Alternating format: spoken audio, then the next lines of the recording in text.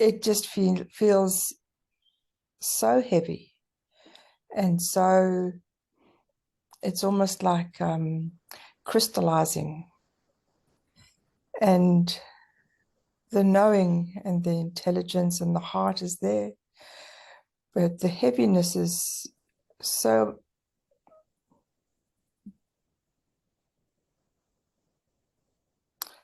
the pressure is so much sometimes that it is hard to get in touch, hard to express from the heart because of the heaviness. It doesn't seem to come from the body. It's just, it's oppressive. And so my question is, that was an description of the feeling here in this avatar, some more lately than not. The question is, what to do?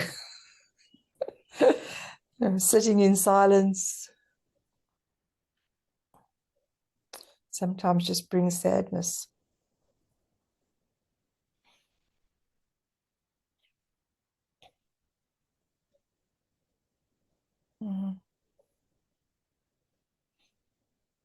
I feel the love. I feel the love always, but often the joy is just not there.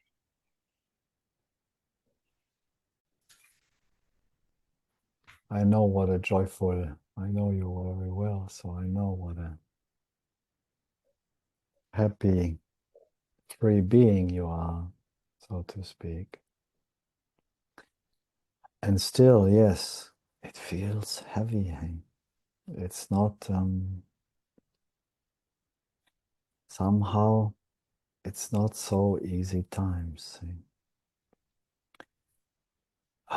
We were sitting here other times, everything was flowing lightly, and there was this bubbling joy, and we spoke about the champagne nature of our true being, la joie de vivre, and it's been not so much our talk lately because it's not so much what most people are experiencing.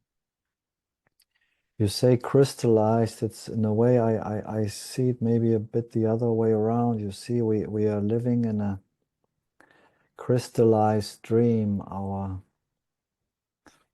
so-called world and our bodies and our minds, the BMWs are crystallized in thousands of years of illusion, of ignorance, of seeing myself and the world as separate entities with all the consequences of suffering that follow. So lots of unprocessed, unintegrated phenomena, experiences in the world have been kind of crystallized, put under the rug, in us, in the world. And now it seems we have kind of collectively, of course, as our shared being, decided that we have enough of this nonsense and we need to clean up the mess. And the mess is this structure, this crystallized structure based on fear, we could say, based on the fear that if we meet what is here now, like our anger that I mentioned,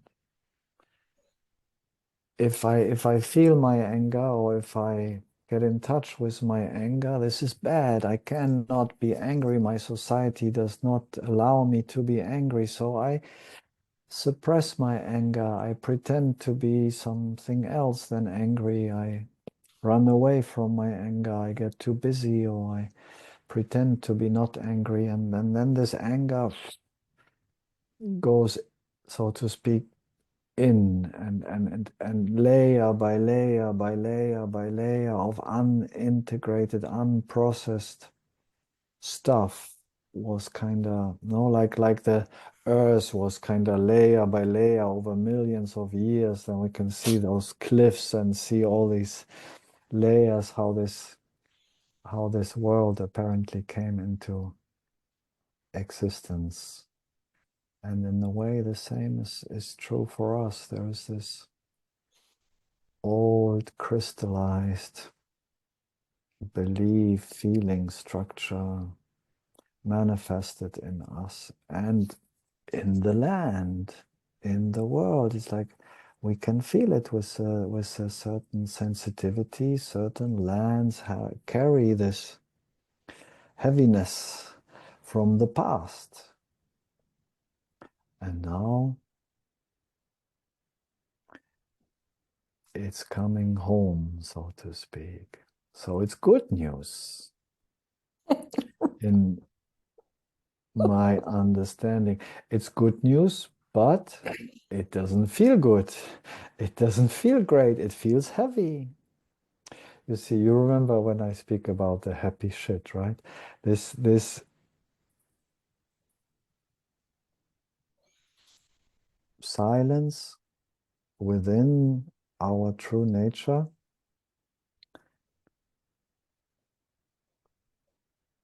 is kind of,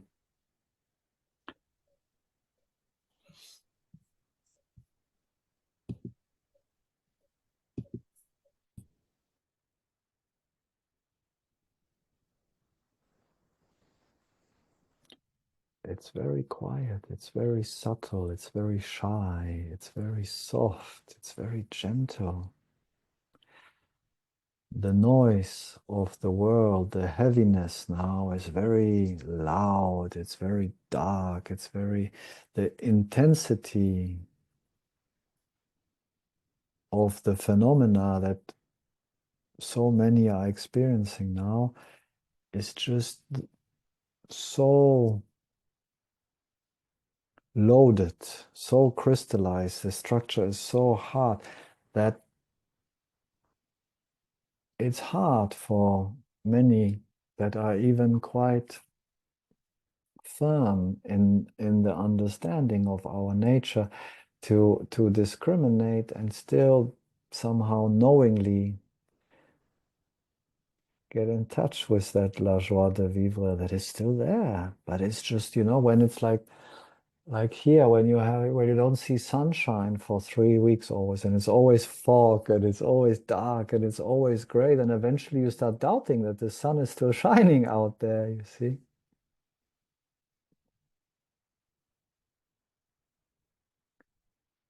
So in those times, and this is our game in a way, in those times, what is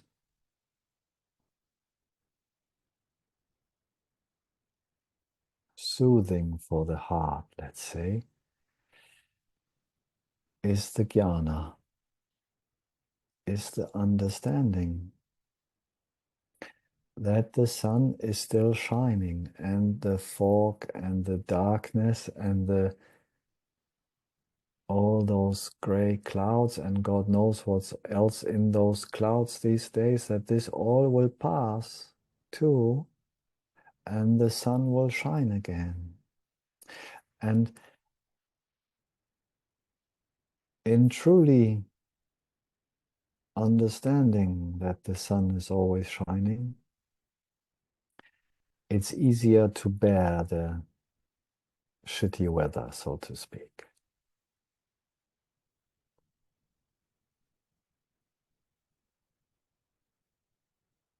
What we don't want to do, as you know, we don't want to change the weather.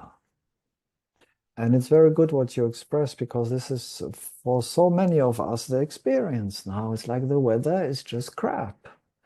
It's heavy, it's dark, it's not so light, the world is not, no? We spoke a couple of times now that the celebration is not only in the champagne, but in the total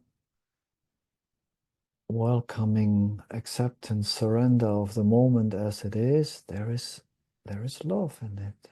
There is kind of peace in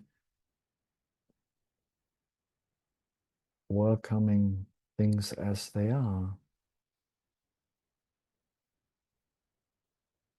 And how can we welcome things as they are? Well, when we know that the weather is ever changing, an ever changing experience in reality, when we know that in essence the sun is still shining, when we know that in essence everything is still okay, even if it feels heavy, it looks heavy, it thinks heavy, it's all maybe sometimes. But those are those changing phenomena that then come again, maybe for traces of ignorance, of separation, and means like, look, you see, it's the world is a terrible place, and you are also depressed. Look, it's oh. And then it kind of wants to sneak in and make it your problem. And there is this idea of a separate me that is having troubles with the weather. But in essence, you are not troubled. But nevertheless, and this is the happy shit, this shit is a shit, as I always say. The heaviness in your human experience will still feel heavy. You might have a heavy heart because it's dense, it's intense, and that's okay.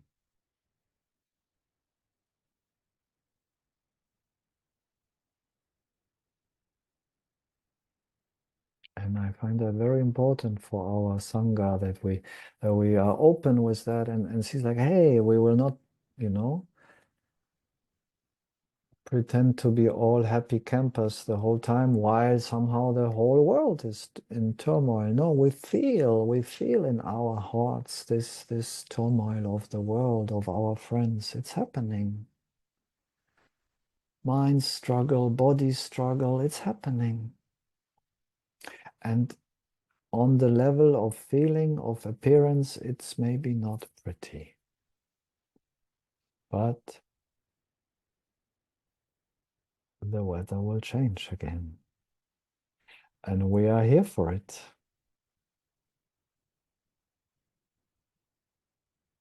The light is, so to speak, at the end of the tunnel, or how you say in English. The foretaste of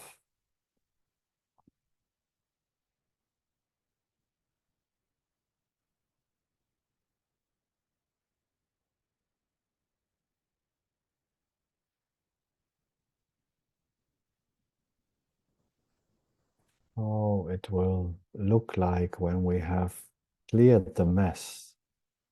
It's like when we get into a messy house and it hasn't been cleaned or and is full of garbage and boxes and everything, but we can kind of see through and see already, wow, this is such a beautiful house. Once we have cleaned up the mess, it's going to be a beautiful place. This is a bit also in the air.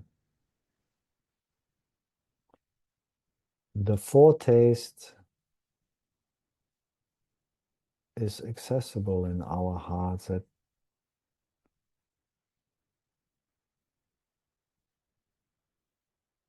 once we have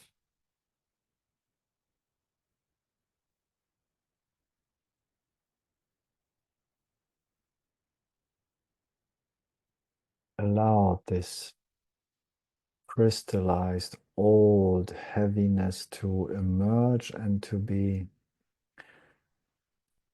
freed in understanding. And that's our old job, so to speak. As more of us can carry this living understanding of that actually in reality everything is okay, as faster we clean the mess. It's like as more people we have to clean the house, as faster it goes. But here we don't clean the house, as we know, as we share, by essentially trying harder, but by being harder, so to speak.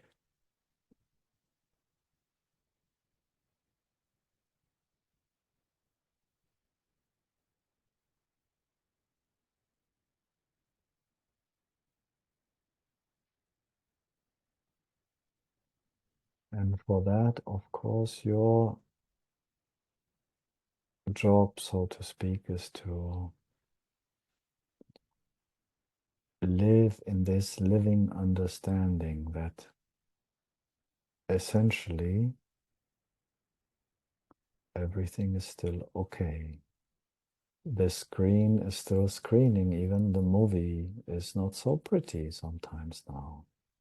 It's still clear, it's still pure. And so are you, and so is the world.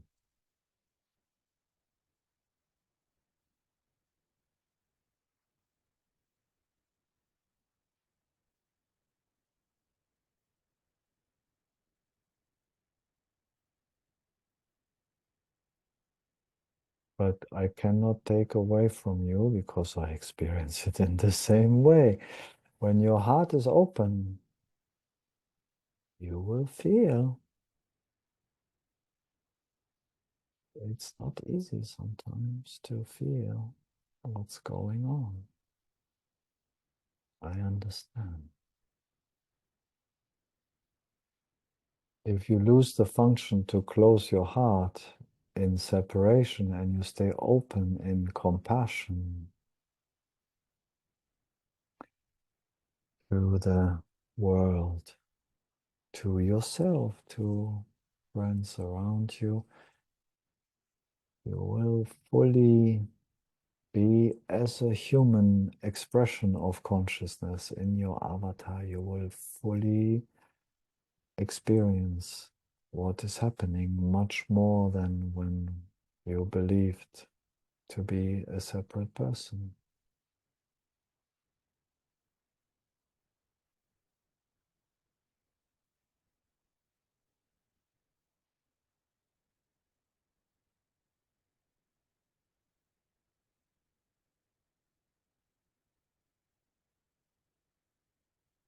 But there is love in it,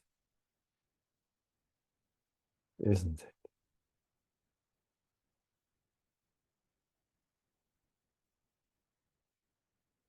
And the love, the understanding will carry us through this storm until the sun breaks free and shines again. Not only once in a while, but more frequently or continuously. And it's interesting to hear that because you are in Australia where there's great summer, right? It's everyone happy, happy continent, happy Australia. You know, I'm a tennis fan, so I'd loved I could go watch some Australian Open. You know, I had so many beautiful summers in Australia. Everyone is happy, and you see even there the weather doesn't help. Nothing helps if the heart is heavy, if this crystallized nonsense starts to move, then it moves. And when you are receptive and you are open, you will feel. That's how it is.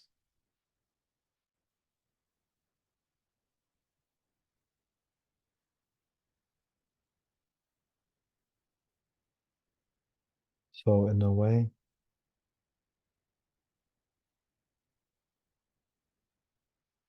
what to do with it is maybe not quite exactly the right approach. It's more like how to be with it, right? How to, how can I be with it? Because when I'm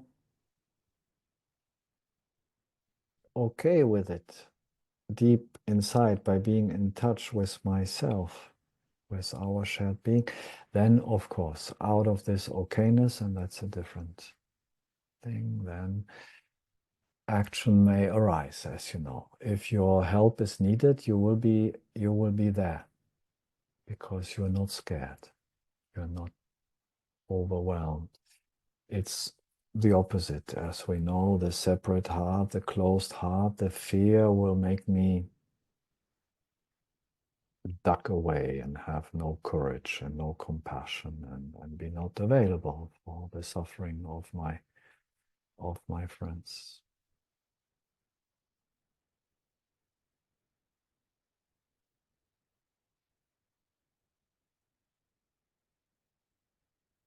But in a way, for all of us, all this heaviness, all these challenges are a great invitation to check our roots in our understanding, in our love. They help us to really be firmly rooted in the okayness of our shared being.